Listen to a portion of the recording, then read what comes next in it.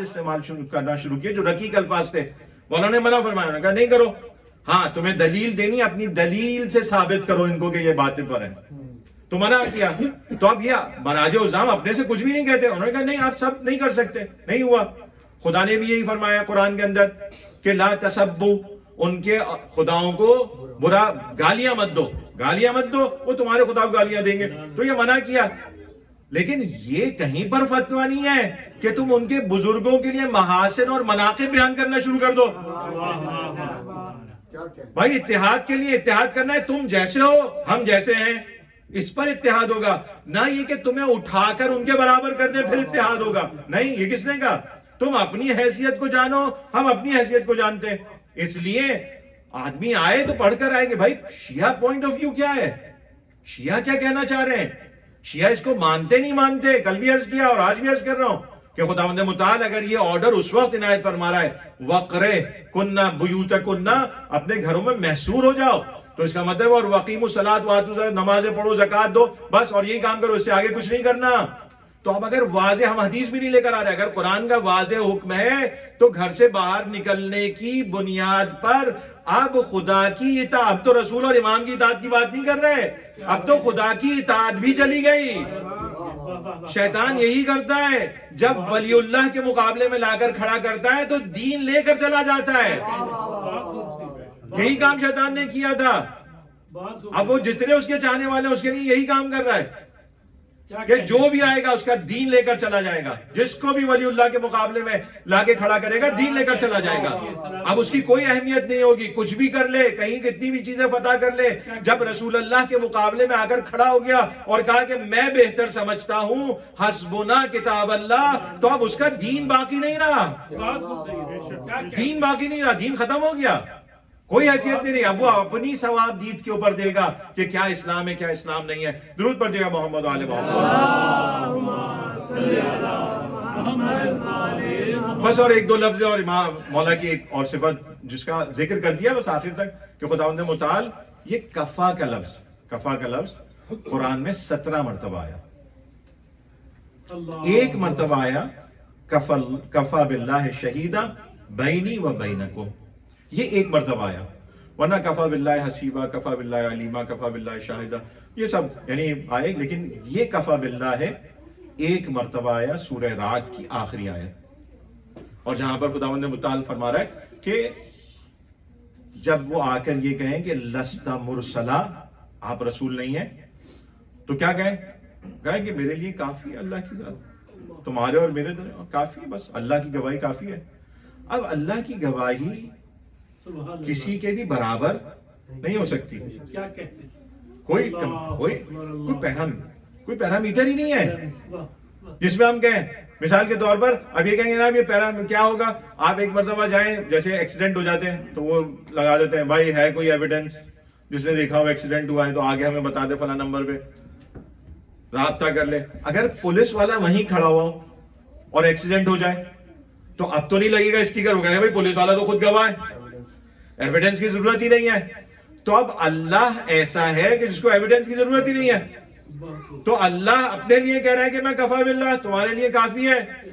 اب ایک ایسا ہونا چاہیے جس کو اسلام اور کتاب کے اوپر ایویڈنس کی ضرورت نہ ہو کہ یہ کون لے کر آیا تھا. تو اب آئیے غار حرا پر, جہاں پر رسول اکرم فرما رہے ہیں کہ جو میں دیکھتا ہوں وہ تم دیکھتے ہو, جو میں سنتا ہوں وہ تم سنتے ہو.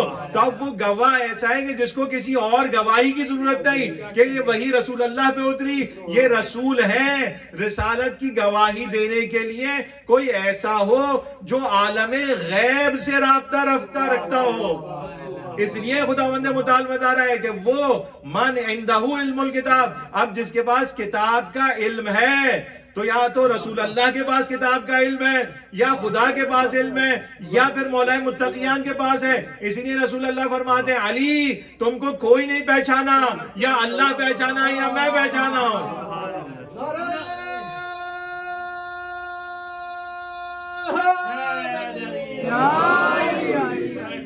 امیر المومنین علیہ السلام صلوات اللہم صلی علی محمد وآل محمد. اس لیے علی کی ذات سے کس کو ملا ہے, علی کے اسلام سے کس کو ملا ہے. علی اسلام اس وقت نہیں لا رہا جب دعوت ذو العشیرہ میں کہا جا رہا ہے. دعوت ذو العشیرہ میں رسول علی کی پوسٹوں کا بتا رہے ہیں. اخی و وصی و خلیفتی, تم میرے بھائی بھی ہو, میرے وصی بھی ہو, میرے خلیفہ بھی ہو. تو اب یہ مطلب وصیت کے اندر گئے کہ جو وارث بنتا ہے میت کا, میت جو انتقال ہو جائے, پیغمبر اکرم کا وصال ہوا, تو آپ نے دیکھا ہوگا جب جنازے پہ جاتے ہیں تو جو جنازے والا ہوتا ہے وہ کیا کرتا ہے, اس سے پہلے کہ قبر کو ڈھک دیں وہ کھڑا ہوتا ہے, بھائی اگر کسی کے ذمے اس کا قرض ہو, کوئی ایسی چیز ہو, میں ذمہ داری لیتا ہوں, میرے پاس آ جاؤ, مجھ سے مانگ لو, اس کو معاف کر دو, یہی کہتے ہیں نا. اب سالوں مولائے متقیان مدینے کے اندر یہ جملہ فرماتے تھے, اگر کسی کا قرض رسول پر ہے مجھ سے آ کے لے لو. وصی, اگر کسی کا قرض ہے رسول اللہ کے اوپر مجھ سے آ کے لے لو, میں دوں. کوئی اور نہیں بولا. تاریخ اسلام میں کسی کا دعویٰ نہیں ہے, کسی نے اپنے آپ کو وصی نہیں سمجھا. رسول اللہ نے فرمایا وصی میرا یہ ہے, یہ ذمہ دار ہوگا. رسول اللہ پہ کچھ بھی نہیں ہے, نہیں کہہ رہا کچھ ہے, نہیں کچھ بھی نہیں ہے, لیکن ایک وصی کی حیثیت سے مولا متقیان فرما رہے ہیں اگر تمہارا کچھ نکلتا ہے تو آ جاؤ اور آگے مجھ سے لے لو. یہ وصایت ہے کہ جو کچھ ہے وہ رسول اللہ کا میرے پاس ہے. یہ تو ظاہری ہے جو تمہیں بتایا جا رہا ہے, اور میں عرض کر رہا ہوں کہ رسول اللہ اتنے زیادہ جس کو کہیں کہ پرٹیکولر تھے اس بات کے اندر کہ وہ کسی سے بھی کوئی مدد نہیں لیتے تھے, کسی سے کوئی مدد نہیں لیتے تھے. ختیجہ کا مقام الگ, جو ہو گیا وہ ہو گیا, جو لٹایا جو ہبا کیا وہ الگ کر دیا.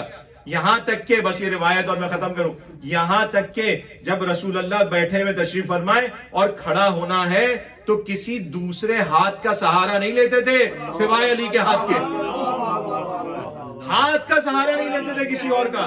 لوگ بڑھتے تھے آگے کہ ہم سہارا دیتے تھے, نہیں علی کا ہاتھ آئے گا تو کھڑے ہوں گے. یہ ہے وصایت.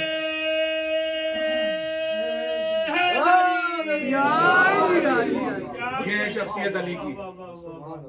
کہاں بڑی باتوں کو جانیں گے. کل عرض کیا جس کی 3 روٹیوں کا حساب نہیں ہے اس کی تلوار کا کیا حساب کریں گے. جس کے خلوص کا کوئی پیمانہ نہیں ہے, جس کے اخلاص کا ایثار کا کوئی پیمانہ نہیں, جس کی وفا کا کوئی پیمانہ نہیں, جو جانتے ہوئے جا رہا ہے, جو جانتے ہوئے اپنے آپ کو فدا کر رہا ہے, جانتا ہے, علم ہے, ساری چیزیں. بس یہ رات بڑی سنگین ہے. کل میں نے عرض کیا تھا دروازے تک پہنچے تھے اور کہا حسن بیٹا اب اصحاب سے کہو کہ دور ہو جاؤ, مجھے کھڑا کر دو. مولا کیوں کھڑا کر دیں؟ کہا میری زینب دروازے پہ آئے گی, میری ام کلثوم دروازے پر آئے گی, وہ دیکھ نہیں سکیں گے. اور شاید یہ بھی کہا ہو کہ جب وہ گریہ کریں گی تو ان کے گریہ کی آوازیں نامحرموں کے کانوں تک جائیں گی. اب ان کو دور کر دو, رو. بس جب پہنچے دروازے پہ تو کیا حال ہوگا مجھے نہیں پتا. ہاں یہ تھا کہ مولا اپنے پاؤں پہ نہیں کھڑے ہوئے تھے, سہارا دیا ہوا تھا حسن اور حسین نے. لیکن زینب کو یہ یاد رکھنا پڑے گا کہ باپ تو سہارے پر آیا, لیکن جب بھائی آئے گا نا تو بھائی اپنے سہارے پر آئے گا اور آ کے ایک مرتبہ کہے گا یا زینبا یا ام کلثوم علیکن منی سلام. اور جب وہ آئے گا نا تو عجیب ایک روایت بیان ہوئی ہے مقتل کے اندر کہ جب بیٹھے تھے مولا سجاد کے پاس اور بی بی نے کندھا ہلا کے کہا تھا بیٹا اٹھو بابا آئے ہیں. جب ایک مرتبہ دیکھا تو مولا فرماتے میں نے دیکھا کہ میرے بابا کی جو زرہ تھی نا سینے کے اوپر, اور جب وہ سانس لیتے تھے اس سانس کے ساتھ خون ابل رہا ہوتا تھا سینے سے. اس حالت میں زینب دیکھ رہی ہے تو شاید کہ بابا یہ تو آپ کے صرف سر پر ہے نا, ایک بار میں تو بھائی کو دیکھوں گی کہ جس کا جسم کٹا ہوا ہوگا. بس عزیزوں مولا کو گھر میں نہ آئے, مولا نے سب کو وصیتیں کی, میری بیٹی گریہ نہ کرو, میرے بیٹوں گریہ نہ کرو. ایک مرتبہ بستر پر لٹایا, بچے جمع ہو گئے, جب دیکھا تو مولا نے خود گریہ زاری شروع کر دی. جناب زینب نے کہا بابا کاش ہماری والدہ زندہ ہوتی، ہمارے لیے تسکین کا سبب ہوتا۔ جناب ام کلثوم نے فرمایا بابا کاش ہم مدینہ میں ہوتے، نانا کی قبر پر جا کر گریہ گزاری کرتے۔ بس عزیزو یہ 3 دن قیامت کے دن ہے۔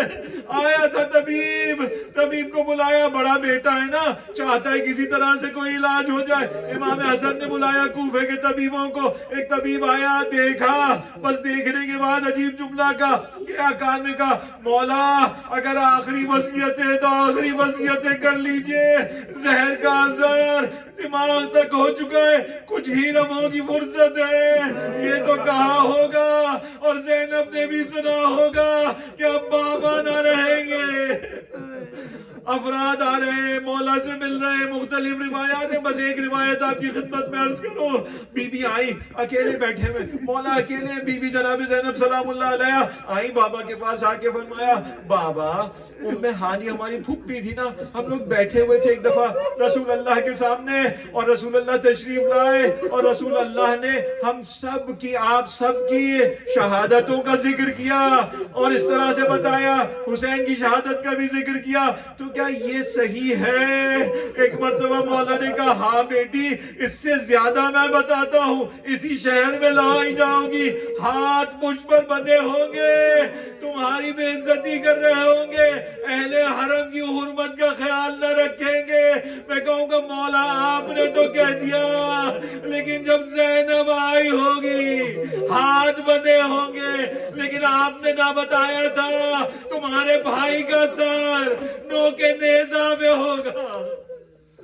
بس عزیزو بچوں کو جمع کیا، وصیتیں کر رہا ہے میرا مولا، یہ آج ہی کی رات ہے، حسن کو وصیتیں کر رہے ہیں، حسین کو وصیتیں کر رہے ہیں، روایت میں 2 جملے ملتے، سب کو وصیتیں کی، نام لے کر وصیتیں کی۔ ایک مرتبہ حسین کو دیکھا، کہا حسین بیٹا صبر کرنا، یہ امت میرے بعد تمہیں قتل کر دے گی۔ اور بس آخری روایت جناب محمد حنفیہ کہتے ہیں میں نے دیکھا کہ بابا کی پیشانی پر پسینے کے قطرات ہیں۔ میں نے پوچھا بابا آپ کی پیشانی پر پسینے کے قطرات ہیں؟ فرمایا ہاں۔ رسول اللہ نے فرمایا جب کوئی مومن اس دنیا سے جا رہا ہوتا ہے تو اس کی پیشانی پر موتیوں کی طرح سے پسینہ نمودار ہوتا ہے۔ بس اس کے بعد ایک مرتبہ کا میرے رسول اللہ تشریف لے آئے، جناب ابراہیم آ گئے، جناب نوح آ گئے، جناب آدم آ گئے، ایک مرتبہ سلام کیا، میرے مولا کی روح اس دنیا سے منتقل ہو گئی۔ ماتم حسین